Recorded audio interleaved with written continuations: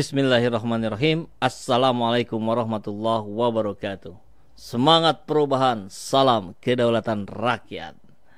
Sahabat Ajatana semua, ini hari kita akan disuguhkan dengan penampakan-penampakan yang artifisial, ya, penampakan-penampakan yang dikemas dengan sebegitu rupa, dianggap seolah-olah baik, padahal sebenarnya tidak.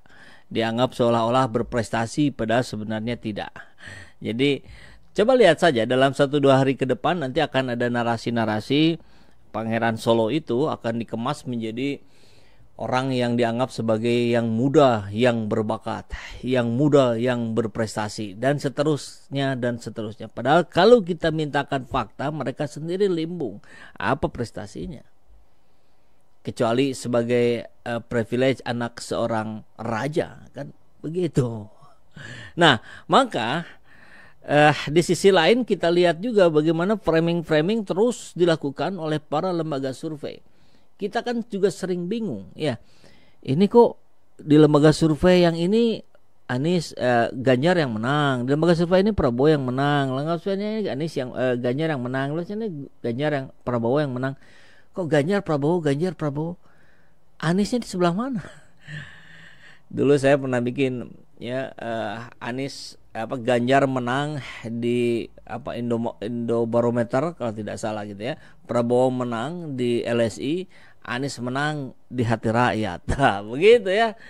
Dan kita akan coba kupas tentang lembaga survei itu, sekaligus juga nanti kita akan bahas tentang di mana, ya, adabnya sang anak raja itu ketika dia bilang bahwa saya nggak masalah dianggap pengkhianat PDIP. Nggak masalah gitu. Jadi bukannya mengklarifikasi, bukannya memberikan penjelasan, tapi cuma bilang nggak masalah. Berarti ya memang pengkhianat dan nggak masalah. Saya jadi pengkhianat ya nggak masalah. Yang penting kekuasaan tetap berada dalam terah kami, kan? Barangkali kurang lebih begitu. Ngeri kan kalau begitu. Nah, tapi kita akan masuk dulu pada rumus lembaga survei perusak demokrasi. Jadi di sini kalau kita zoom, ya bisa kita lihat, ini saya dapatin juga dari akun Twitter, ya, nanti kita lihat. Ada Denny J.A. LSI yang selalu memenangkan Prabowo, ada indikator yang selalu memenangkan Prabowo, yaitu Burhan Muhtadi, tadi Denny J.A. Ada Indobarometer yang selalu memenangkan Ganjar, ada SMRC Saiful Muzani Research Consulting yang selalu memenangkan Ganjar, ada Carta Politika Yunanto Wijaya yang selalu menangkan Ganjar, ada Hanta dari Poltreking yang selalu menangkan Prabowo. Jadi besok lusa coba aja dilihat, ya. Kalau nanti yang muncul survei terbaru dari LSI Denny J.A., maka siapa yang menang? Prabowo. Lihat lagi nanti ada survei terbaru dari indikator, siapa yang menang? Prabowo. Survei terbaru dari Indobarometer, siapa yang menang? Ganjar. Ya udah pasti begitu. Artinya sejauh mana kemudian lembaga survei ini bisa dipercaya? Tentu di mata rakyat sudah rusak nama lembaga survei ini. Tapi soalnya media terus naik-naikan, terus diulang-ulang, ya, di Instagram, di Twitter, di YouTube dan segala macam. Hasil survei SMRC, hasil survei Poltreking. Jangan, ya saya nggak tahu juga, media juga itu juga barangkali dibayar juga, ya. Kan di mana logikanya gitu ketika kita melihat, ya, ada persoalan-persoalan yang tidak sesuai dengan nalar publik tapi tetap saja digaungkan. Maka inilah yang disebut dengan post-truth, teori post-truth itu, ya. 1000 kebohongan yang disampaikan bahwa ini adalah benar, ini benar, ini benar, ini benar. Maka itu menjadi kebenaran di mata publik. Mata publik meyakini bahwa kebohongan itulah kebenaran. Yang benar jadi bohong. Jadi dibolak-balik gitu. Dunia terbalik ini. Oke, yuk kita lihat di sini. Jadi gini, ini melihat peta hasil survei, ya. Akhir-akhir ini gampang ini lihatnya. Ini logika publik saja yang kita pakai, ya. LSI Prabowo, indikator Prabowo, Indobarometer Ganjar, SMRC Ganjar, Carta Politika Ganjar, Poltreking Prabowo. Ya, jadi ya udah. Oh, ya udah pasti. Jadi nggak mungkin Poltreking kemudian memenangkan Ganjar, kecuali sudah beralih pemesanan. Kan begitu Bu, yang ada di logika publik hari ini sudah tercap gitu bahwa lembaga survei ya lembaga bayaran, tergantung yang pesan gitu. Toh selama ini nggak berani mereka nyebutkan kami dipesan siapa, ya nggak mungkin. Kan juga kalau yang paling unik gitu ya, kita selalu bicara diskusi di ruang publik maupun di ruang dunia maya seperti ini. Coba siapa di antara yang ada di sini semua yang pernah disurvei? Nyaris tidak pernah ada. Ya, subscriber Aceh Channel ini sekarang berapa ya? 640 ribuan lah. Kita sering nanya nih, siapa yang pernah? Nyaris gak ada. Ada mungkin satu lah gitu ya.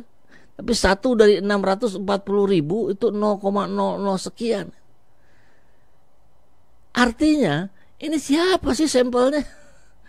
Jangan-jangan sampelnya poltreking ya, dari populasi pendukung Prabowo. Kan kita pernah ingat juga, kita pernah dengar juga Hidayat Matur ya, pengamat kebijakan, peneliti juga, periset juga pernah menyampaikan SMRC kalau nggak salah yang dibongkarnya Tempo Hari. Itu 57% populasinya diambil dari pendukung siapa? Ganjar. Jadi sudah pasti 57% itu nanti ada sekian persen yang loncat gitu, tapi mayoritasnya gak Ganjar. Tetap nanti disisakan yang betul-betul real dari luar gitu. Atau bahkan untuk menjaga kredibilitas lah gitu ya. Kalau nggak salah gitu ceritanya Hidayat Matur, 57% dari pemesan, berapa ya, 13% dari kubu lawan, sisanya betul-betul random itu. Ya, artinya yang kubu lawan nggak mungkin lebih besar dari 13 atau 15-20% gitu. Mentok-mentok 21%. Ya begitu saja gitu kita pakai logikanya gitu. Kan aneh gitu. Kalau lembaga survei kan yuk bikin samplingnya sama aja sekalian kalau perlu. Nih 6-6-nya bikin samplingnya sama. Gimana hasilnya? Beda juga nanti kayak begini juga sih. Luar biasa ya. Aduh, dulu kala raja lemah, dia menyewa tukang sihir untuk membuat kekuatan penuh dengan keajaiban. Zaman sekarang, capres lemah menyewa tukang survei untuk membuat angka kepuasan penuh dengan keajaiban. Ya, terima kasih Ray Tanjung ya. Aduh. Hari ini perjuangan kita menghadapi pemilu adalah menjaga rasionalitas, tidak terjebak dengan hoax, apalagi terjebak oleh kata-kata manis. Nah, ya. Para lembaga survei ini itu samplingnya dari mana ya? Mungkin ada yang pernah disurvei di sini. Nah, ini pertanyaan yang sama dengan kita. Berkali-kali kita tanya juga nggak ada. Nggak ada satupun lembaga survei pegang Anies karena nggak dibayar. Pantas saja hasilnya paling bawah terus. Padahal di lapangan nggak sesuai dengan angka-angka kang survei baru bayaran. Ini khawatir masa depan tukang survei gimana, sama dengan dukun modern ya, mungkin akan dilarang, sekalian dilarang saja gitu ya kalau memang tidak bisa ditunjukkan kredibilitasnya.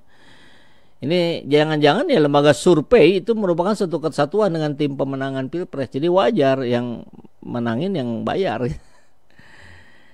Nah ini kita lihat ada yang menarik, ini situasi-situasi yang terjadi hari ini. Ini rakyat loh yang respon. Pertamina rugi, BPJS rugi, Garuda bangkrut, PLN rugi, tol dijual, BUMN dijual, rupiah remuk, hutang menumpuk, daya beli rakyat terpuruk. Terus hebatnya di mana? 80% kepuasannya itu sebelah mana?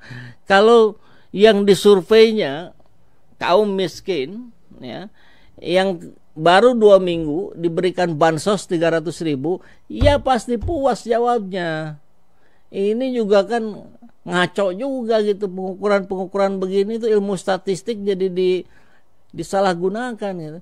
Statistiknya sih nggak salah, tapi orang yang pakai statistiknya ini kan tidak ada katanya, tidak ada, harus hitungan kapan-kapannya gimana kita, kan kita periodik. Ya alasan 1001 bisa dibuat. Soalnya gimana? Kemudian rakyat pun hari ini kan sama. Yang luar biasanya, kami puas. Ada yang puas beneran gitu ya. Kami puas memang. Kenapa? Karena baru kali ini kami digaji. Walaupun kami nggak bekerja untuk negara, tapi kami digaji negara. Maksudnya apa? Ya itu bantuan-bantuan itu. Sembako dikasih, uang dikasih, ini dikasih. Dikiranya itu uangnya presiden. karena tasnya tulisannya bantuan presiden. Kan gitu. Bukan, itu uang negara. Uang negara itu uang rakyat. Uang rakyat itu ya uang kita.